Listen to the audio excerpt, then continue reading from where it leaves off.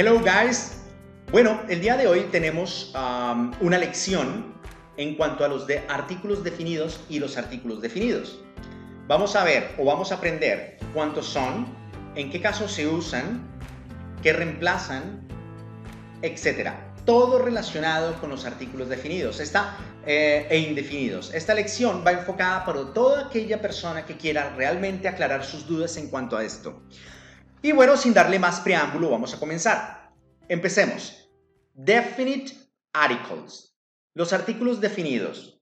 Se les dice artículos definidos porque siempre se relacionan o siempre se enfocan a cosas u objetos que nosotros ya conocemos, ¿sí? Y realmente es uno el que existe. La pronunciación va a ser de.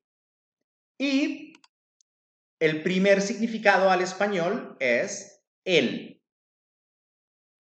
la, lo, los y las. Eso quiere decir que de esta simple palabra va a reemplazar 5 palabras en el idioma español, que son femenino, neutro, masculino, plural y singular. ¿Ok? Todo eso hace esta palabra. Simplemente recuerden que el de se ubica antes de objetos o animales, pero no nombres propios, ¿ok? Recuerden, nombres propios es María, José, Gabriel, etc. Continuemos. Acá tenemos algunos ejemplos. En inglés, ejemplo se dice examples. El primer ejemplo, the first example, the good car, the nice person, the dog is good, the apples are red, look at the moon. La traducción al español de la primera es el buen auto. La segunda oración, la persona agradable. Recuerden que nice significa agradable, bonito o simpático. Tiene 3 significados. The dog is good significa el perro es bueno. The apples are red, las manzanas son rojas. Y finalmente, look at the moon, que es miren a la luna. Como pueden ver en estos ejemplos, se aprecia o se puede apreciar el uso de en las oraciones.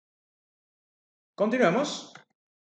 Y ahora vamos a hablar del artículo indefinido, indefinite article. A diferencia del artículo definido, que es una palabra que se refiere a objetos conocidos, acá desconocemos el objeto, ¿ok? Y son 3. Tenemos a, que parece una vocal, pero es una palabra en inglés y significa un, una, uno. An, que también tiene el significado de un, una, uno.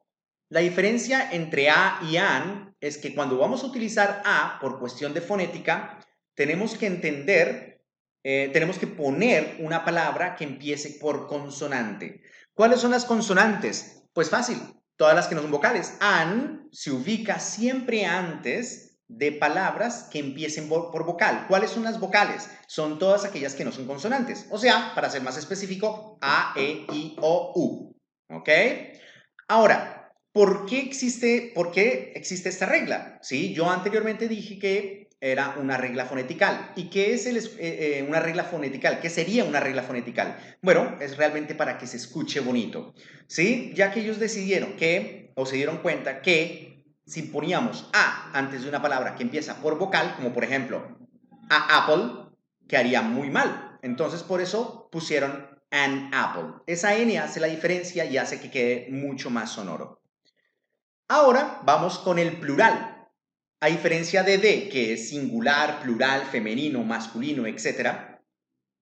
A y an son singulares y son vendría siendo el plural, que significa unos, unas, algunos y algunas. Muy bien, continuamos. Sigamos con los ejemplos. Ya recuerden que la palabra ejemplos en inglés se dice examples. Acá tenemos a house. Noten que en la palabra a, en la oración a house, house empieza por consonante, o sea, la H. Y eso significa una casa. A church, que es una iglesia. A beautiful butterfly, una hermosa mariposa. Vamos con las oraciones con an. Noten que tenemos an orange, orange empieza por vocal. An apple, apple, que es manzana, empieza por vocal, que es A.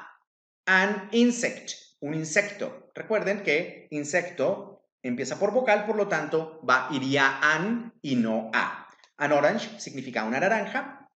An apple significa una manzana. An insect, un insecto. Vamos con las últimas 3 oraciones.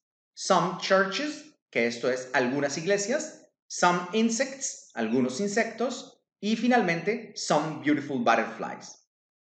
Some churches, recuerden que es el plural. Como some es plural, tenemos que agregarle el plural al nombre, o sea, a la palabra churches. Y en este caso le vamos a agregar una E y una S. Después tenemos some insects y pasa lo mismo. Tenemos que agregarle una S para que insects quede en plural.